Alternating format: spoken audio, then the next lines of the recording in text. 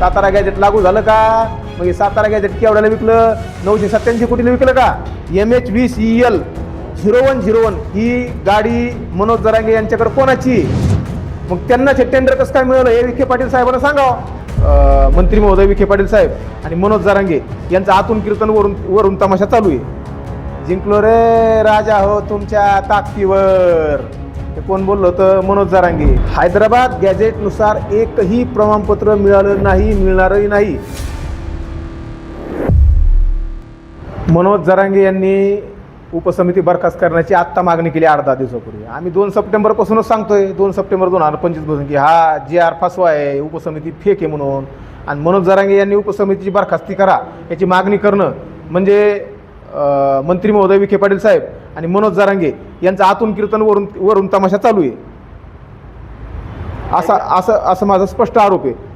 कारण मनोज जरांगे ज्यावेळेस 2 सप्टेंबरला बोलले याच्यापेक्षा काय पाहिजे पोरा हो, हा म्हणू ना जिंकलो रे राजा हो तुमच्या ताकदीवर, हे कोण बोललं होतं? मनोज जरांगे. जिंकलो रे राजा हो. जिंकले काय? आणि आता मला लागले उपसमिती बरखास्त करा.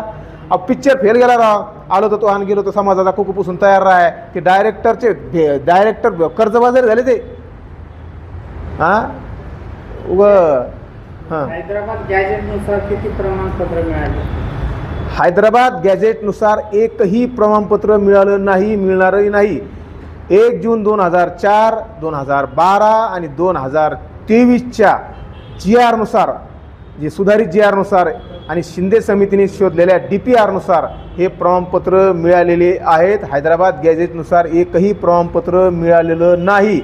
पुन्हा दुसरं की मनोज जरांगे हे वारंवार म्हणते 58 लाख नोंदीतून 2 कोटी मराठी आरक्षणात गेले, कधी म्हणते 3 कोटी मराठी आरक्षणात गेले, कधी म्हणते 4 कोटी 22 लाख मराठी आरक्षणात गेले 58 लाख नोंदीतून.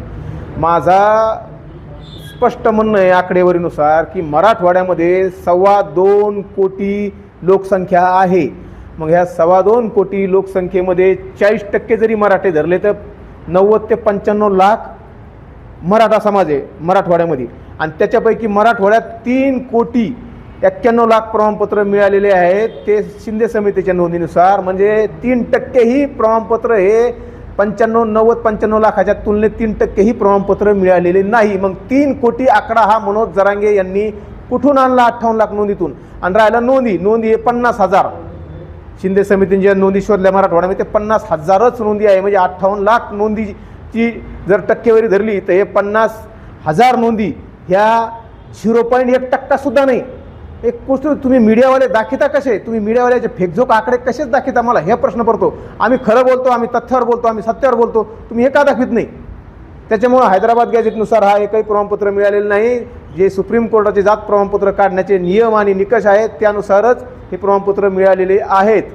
सातारा गॅजेट हे 2 सप्टेंबर 2025ला शिवेंद्रराजे भोसले म्हणले होते की एका महिन्यात लागू करू, आणि मनोज जरांगे यांनी सुद्धा सांगितलं की एका महिन्यात लागू करता का? मग 2 सप्टेंबर 2025, 2 ऑक्टोबर, 2 नोव्हेंबर, 2 डिसेंबर, 2 जानेवारी, 2 फेब्रुवारी, 2 मार्च आणि 2 एप्रिल आला. सातारा गॅजेट लागू झालं का? मग हे सातारा गॅजेट केवढ्याला विकलं? 987 कोटीला विकलं का? असं मला म्हणायचं. सातारा जिल्ह्यामध्ये जे काम चालू आहे कोयना धरणाचं, जे MH20EL 0101 ही गाडी मनोज जरांगे यांच्याकडे कोणाची?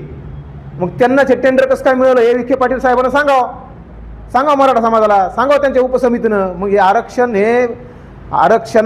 आरक्षणाचे जे लढे, उपोषण आहे, आंदोलन आहे, हे टेंडर मिळवण्यासाठी आहे का? हे 986 कोटी काय प्रकार आहे हे विखे पाटलांनी सांगावं.